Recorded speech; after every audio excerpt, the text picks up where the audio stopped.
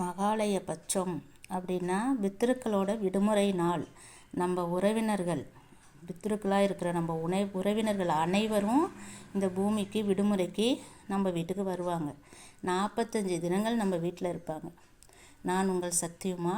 இந்த மகாலய பட்சத்தை பற்றி நம்ம விரிவாக பார்ப்போம்.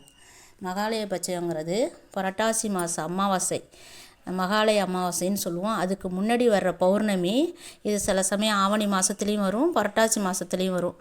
அந்த அன்னையிலேருந்து 15 நாள், பௌர்ணமியிலேருந்து 15 நாட்கள் வரக்கூடிய காலமே மகாலய பட்ச நாட்கள் அப்படின்னு சொல்கிறோம். நம்ம இந்த காலத்தில் நம்ம வீட்டுக்கு வர உறவினர்களுக்கு நம்ம எப்படியெல்லாம் அன்போடு உபசரிப்போம். அது மாதிரி நம்மளோட தாத்தா பாட்டி பாட்டம் பூட்டம் அப்படின்னு 7 தலைமுறையை சேர்ந்த பித்ருக்கள் நம்ம வீட்டுக்கு வருவாங்க. 45 தினங்கள் நம்மளோடனே இருப்பாங்க. நம்ம கொடுக்கக்கூடிய உணவுகளை எல்லாம் அவங்க சந்தோஷத்தோடு எடுத்துப்பாங்க. திரும்ப தீபாவளி அன்னைக்கு மொதல் நாள் சதுர்த்தசின்னு சொல்லுவோம். அன்றைய தினம்தான் அவங்க திரும்ப ஊருக்கு போவாங்க. அந்த விவரங்களை அந்த சமயத்தில் நான் சொல்கிறேன். இப்போதைக்கு அவங்க வரக்குள்ளே நம்ம என்னென்ன செய்யலாம் அப்படிங்கிறத பார்ப்போம். முதல்ல நம்ம வாசல் அவங்கள வரவேற்கிறதுக்கு கொஞ்சம் தண்ணி வச்சு 2 எள்ளு போட்டு அந்த தண்ணியை வைக்கக்குள்ளே அவங்க தாகத்தோடையும் பசியோடையும் நம்ம வீட்டுக்கு வரக்குள்ளே வாசல்லையே அதை பார்த்தோன்னா அவங்க சந்தோஷமாக அதை எடுத்து குடிச்சிட்டு ஆசீர்வாதம் பண்ணிகிட்டே நம்ம உள்ளார வருவாங்க. இந்த சமயத்தில் பார்த்திங்கன்னா பித்ருக்கள் இறந்து போன உறவினர்கள் மட்டுமல்ல, நம்ம ஆசையாக வளர்த்த ஆடு மாடு கோழி புறா பறவைகள்லாம் நம்ம ஆசையாக வளர்த்துருப்போம், நாய், அதெல்லாம் கூட இறந்து போயிருக்கோம். அந்த ஆத்மாக்களும் நம்மளை பார்க்கறதுக்கு அந்த நேரம் வீட்டுக்கு வருவாங்க. அப்போ அவங்களுக்கு என்னெல்லாம் பிடிக்கும்னு நீங்கள் கொடுத்தீங்களோ அதையும் நீங்கள் வைக்கலாம். இந்த சமயத்தில் நம்ம கொல்லை பக்கத்தில் ஒரு பெரிய கிண்ணத்தில் தண்ணி வச்சு அரிசி நொய் பறவைகளுக்கு உணவு இதெல்லாம் வைக்கக்குள்ளே அவங்கெல்லாம் சந்தோஷமாக சாப்பிட்டுட்டு உங்களை ரொம்ப ஆசீர்வாதம் பண்ணுவாங்க. இந்த நேரம் பார்த்திங்கன்னா காகங்களும் அதிகமாக வரும். நீங்கள் கவனித்து பார்த்தீங்கன்னா தெரியும். சாதாரண நாட்களை விட இந்த மாதத்தில் காகங்கள் அதிகமாக வரும். அவையெல்லாம் நம்மளோட பித்ருக்களாக பார்க்கப்படுறாங்க. ஆனால் அவங்களுக்கெல்லாம் உணவு சுத்தபத்தமாக இருங்க. சுத்தபத்தமாக இருந்து உணவு வைங்க. பழைய உணவுகளை வைக்க வேண்டாம். புதுசாக நீங்கள் என்ன செய்கிறீங்களோ அதை ஒரு கைப்பிடி அவங்களுக்காக எடுத்து வைங்க.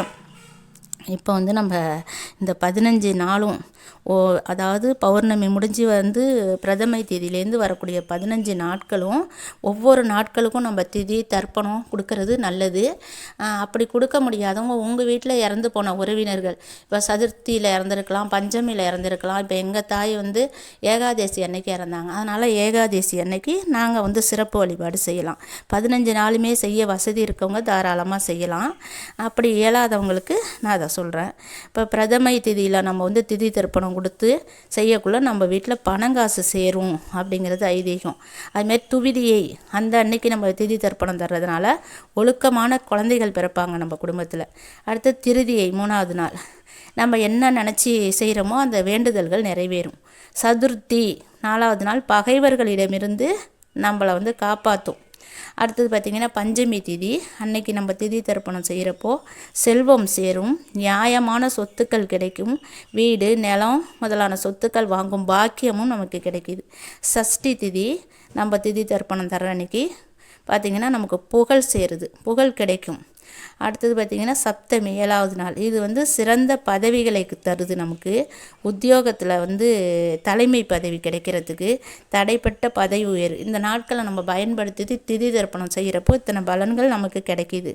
அஷ்டமியில் நம்ம திதி கொடுக்கக்குள்ள சமயோஜித புத்தி அறிவாற்றல் எல்லாம் கிடைக்கும். அடுத்து நவமி திதி திருமண தடை நீங்கும், சிறந்த வாழ்க்கை துணை குடும்பத்திற்கு ஏற்ற மருமகள் அமைகிறதுன்னு சொல்கிறாங்க பாருங்கள். அது பேரம்பேத்திகள் புத்திசாலித்தனமாக இருப்பாங்க. புத்திசாலித்தனமான பெண் குழந்தை பிறக்கும் நம்ம குடும்பத்தில். குடும்பம் ஒற்றுமை சிறப்படையும். இதெல்லாம் நவமி திதியில் நம்ம திதி கொடுக்கக்குள்ள நமக்கு கிடைக்கிது. அடுத்தது தசமி நீண்ட நாள் ஆசை நிறைவேறும், எல்லா விருப்பங்களும் நிறைவேறும். ஏகாதசி படிப்பு விளையாட்டு கலைகளில் வளர்ச்சி கிடைக்கும். துவாதசி தங்கை நகை சேர்க்கறது, தங்கம் சில பேருக்கு பிடிக்கும், விலை உயர்ந்த ஆடைகள் ஆபரண சேர்க்கை இதெல்லாம் கிடைக்கும். திரையோதசி பசுக்கள் விவசாய அபிவிருத்தி தீர்க்காயுசு ஆரோக்கியம் சுதந்திரமான வேலை அல்லது தொழில் நம்ம இஷ்டம் போல் செய்கிறோம்ல வேலை அந்த மாதிரி நமக்கு அமையும்.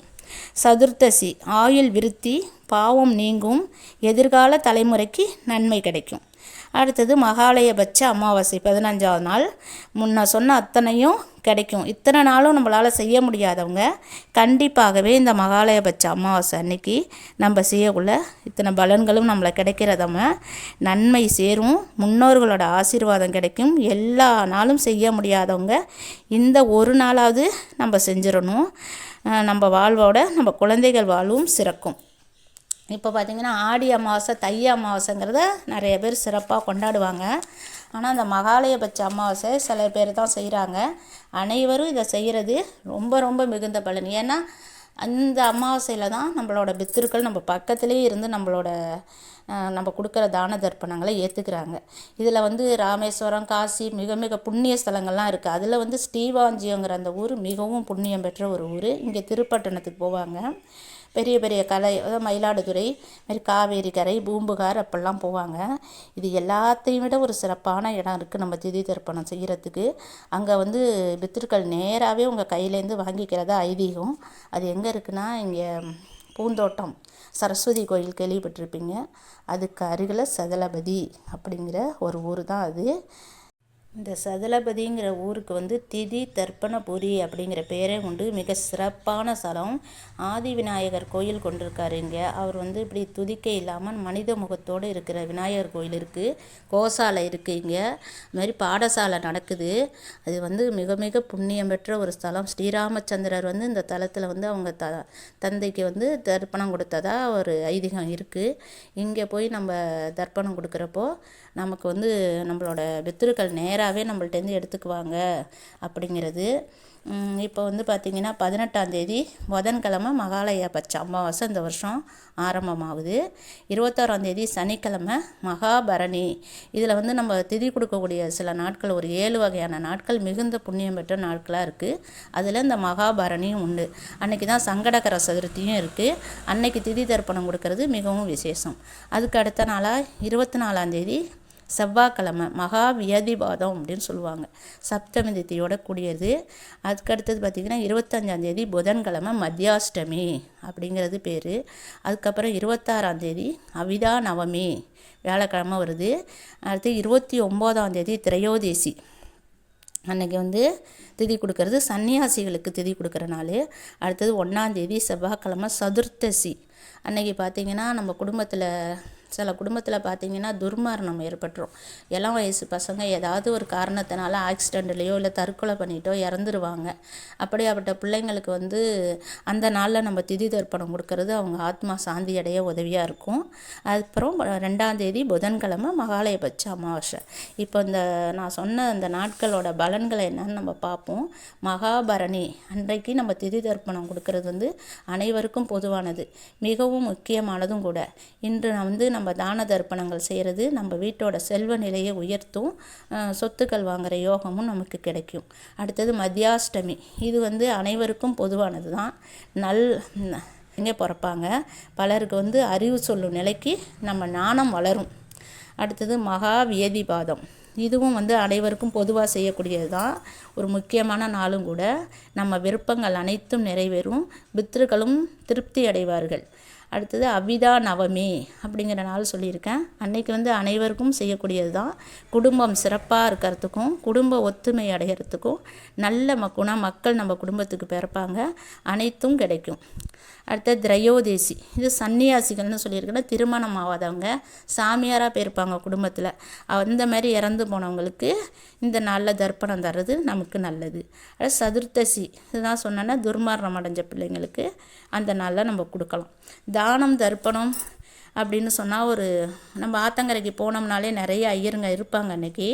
அப்படி ஒரு ஐயர் இல்லைன்னா அழைச்சிட்டு போயிட்டு நம்ம அவங்களுக்கு குடும்பத்துக்கு ஒரு நாளைக்கு வடபாயசத்தோடு சாப்பிட்றதுக்குள்ள உணவுகள், அரிசி, பருப்பு, காய்கறி, உளுந்து, எண்ணெய், நல்லெண்ணெய், இப்படி உங்களால் என்னெல்லாம் முடியுமோ, பழம், துணி, காசு, எது உங்களால் முடியுமோ அதை வச்சு முறைப்படி பிண்டம் போட்டு நமக்கு மூதாதையரை நினச்சி அந்த தர்ப்பணமாக அவங்க எப்படி செய்ய சொல்கிறாங்களோ அப்படி செஞ்சுட்டு கொடுக்கறது. அடுத்தபடியாக அன்னதானம் போடுறது. இல்லைன்னா நதிக்கரையில் சுமங்கலி பெண்களுக்கு, குழந்தைங்களுக்கு அவங்களுக்கு துணிமணி தாம்பூலத்தோட தட்சணையோடு வச்சு கொடுக்கறது. இது உங்களால் முடிஞ்சால் ஒருத்தருக்கு செஞ்சாலும் சரி, நிறையா வசதி இருக்கவங்க நிறைய பேருக்கும் செய்யலாம். இதெல்லாம் உங்களோட விருப்பம்தான். இந்த மாதிரிலாம் நீங்கள் செய்யக்குள்ள நம்ம குடும்பத்துக்கு பித்ரு தோஷம் வராது. நம்ம குழந்தைகள் வந்து நல்லா ஆரோக்கியமாக செல்வ செழிப்போடு வாழ்வாங்க. நம்மளுக்கு நல்ல பேரப்பிள்ளைகள் இது. ஏன்னா எல்லார் வீட்லேயுமே இறந்து போன பித்ருக்கள் இருப்பாங்க, கண்டிப்பாகவே இருப்பாங்க. நமக்கு 7 தலைமுறையில் உள்ளவங்க நம்ம வீட்டுக்கு உறவினராக விருந்தினராக வர்றாங்க அந்த மகாலயபட்சத்தில். அதனால் அனைத்து குடும்பங்களும் இதை செய்யணும். செஞ்சு வந்து உங்கள் குடும்பமும் செழிக்கணும். எல்லாருக்கும் சொல்லுங்கள். நான் உங்கள் சக்தி உமா. நம்ம சேனலை சப்ஸ்கிரைப் பண்ணுங்கள், லைக் பண்ணுங்கள், ஷேர் பண்ணுங்கள், கமெண்ட் போடுங்க. எனக்கு தெரிஞ்சதை நான் சொல்லியிருக்கேன். அடுத்தது பித்ருக்கள் திரும்பி போகிற அன்றைக்கி என்ன செய்யணும் அப்படிங்கிற வழிமுறையை நான் இன்னொரு வீடியோவில் உங்களுக்கு கண்டிப்பாக சொல்கிறேன். அடுத்தடுத்த வீடியோக்கள் வந்து என்னென்ன உணவு முறை அவங்களுக்கு செஞ்சு கொடுக்கலாம், அதால் என்னென்ன பயன்கள் இருக்குது, அடுத்தது ஒரு வீடியோவாக நான் உங்களுக்கு இந்த மகாலயபட்சத்தில் போடுறேன். மகாலயபட்சத்துக்கு உங்கள் வீட்டு பித்ருக்கள், எங்கள் வீட்டு பித்ருக்கள் அனைவருக்கும் சேர்ந்து ஒரு பாடலும் நான் பாடலான்னு இருக்கேன். அனைவரும் நம்ம சேனலை சப்ஸ்கிரைப் பண்ணி வச்சுங்க. ஏன்னா உங்கள் எல்லாருக்குமே இது பயன்படணும். இதை லேட்டாக பார்த்தா பயன்படாமல் உங்களுக்கு போயிடலாம். அதனால தான் நான் சொல்லிக்கிட்டே இருக்கேன், சப்ஸ்கிரைப் பண்ணுங்கன்னு. ஏன்னா சப்ஸ்கிரைப் பண்ணால் உங்களுக்கு நோட்டிஃபிகேஷன் வந்துடும். உங்களுக்கு சரியான நேரத்தில் இந்த கருத்துக்கள் வந்து சேர்ந்துடுறதுனால இதால் ஒருத்தர் வந்து நல்ல பலன் அடைஞ்சாலும் எனக்கும் புண்ணியம்தான், உங்களுக்கும் புண்ணியம்தான். உங்களால் முடிஞ்சதை ஒரு 10 பேருக்காச்சும் சொல்லுங்கள். இந்த வீடியோ இல்லைன்னா ஷேர் பண்ணி விடுங்க. அந்த புண்ணியத்தில் அந்த பித்ருக்களோட ஆசீர்வாதம் உங்கள் குடும்பத்துக்கும் கண்டிப்பாக கிடைக்கும். இல்லை அமாவாசை அன்னைக்கு செய்யக்கூடிய மிகப்பெரிய வழிபாடு ஒன்று இருக்குது. அதை நான் வெளியிடுறேன். யாரெல்லாம் முடியுமோ அவங்க செய்யுங்க. நான் அதை வந்து செஞ்சுட்டேன். இது எல்லாமே நான் வந்து பயனடைஞ்சதை தான் உங்களுக்கு நான் சொல்லிக்கிட்டு இருக்கேன். அந்த வழிபாடையும் உங்களுக்கு நான் கண்டிப்பாகவே சொல்கிறேன். எல்லோரும் செஞ்சு பயனடையணும். அம்மா, எங்களுக்கு வந்து நாங்கள் ரொம்ப கஷ்ட சூழ்நிலையில் இருக்கோம், இவ்வளவுலாம் எங்களால் செய்ய முடியாது, எங்களுக்கு எந்த வசதியும் இல்லை அப்படின்னு சொல்கிறவங்க, உங்களால் முடிஞ்ச உயிரினங்களுக்கு காக்கா குருவிக்கு 2 நொய் அள்ளி போடுங்க போகிறோம். தண்ணி அடித்து வைங்க ஒரு டப்பா போகிறோம். அடுத்தபடியாக ஆற்றுக்கு போய் பித்ருக்களை நினச்சிக்கிட்டு கையில் கொஞ்சோண்டு எள்ளு எடுத்துகிட்டு போங்க. அதை அப்படியே சூரியனை நோக்கி கும்பிட்டுட்டு, சூரிய நாராயணமூர்த்தியை நான் எங்கள் பித்ருக்களுக்கு செய்யணும்னு ஆசைப்பட்றேன், எனக்கு வசதி இல்லை, இதை மனப்பூர்வமாக தர்றேன், ஏற்றுக்குங்க அப்படின்னு சொல்லி 2 கையாலையும் தண்ணி அள்ளி நம்மளோட மோதிர விரல் வழியாக அந்த தண்ணி, அந்த எள்ளுந்தண்ணி ஆற்றுல விழுற மாதிரி வேண்டிங்க. கண்டிப்பாக உங்களுக்கு நல்ல பலன் கிடைக்கும். அதை உங்கள் பித்ருக்கள் மனப்பூர்வமாக ஏற்றுக்கிட்டு அடுத்த வருஷம் பார்த்திங்கன்னா உங்களுக்கு நல்ல வசதி வாய்ப்புகளை தருவாங்க. கண்டிப்பாகவே நீங்களும் திதி தர்ப்பணம் கொடுக்குற அளவுக்கு, அடுத்தவங்களுக்கு 4 பொருள் கொடுக்குற அளவுக்கு வளர்ந்துருவீங்க. அம்மா சொல்கிறேன், கண்டிப்பாகவே நடக்கும். நல்ல முறையில் பயன்படுத்திங்க. ஒவ்வொரு நாளும் குளிக்கிறவங்க ஒரு துளி எள்ளுந்தண்ணி உங்கள் கையால் உங்கள் பித்ருக்களை நினச்சிக்கிட்டு விடுங்க. அவங்க உங்களுக்கு என்ன தான் கஷ்டம் கொடுத்துருந்தாலும், நல்லது செஞ்சுருந்தாலும் எல்லாருமே வந்து இதை செய்யுங்க. அவசியமாக எங்கள் அப்பா அம்மா எனக்கு எதுவும் செஞ்சு வைக்கல அப்படிலாம் நினைக்காதீங்க. கண்டிப்பாகவே இதை செய்யக்குள்ளே உங்கள் பிள்ளைங்களும் உங்களை பார்த்து கற்றுக்குவாங்க. நாளைக்கு நமக்கு அவங்க செய்வாங்க. நன்றி. நான் உங்கள் சக்தி உமா.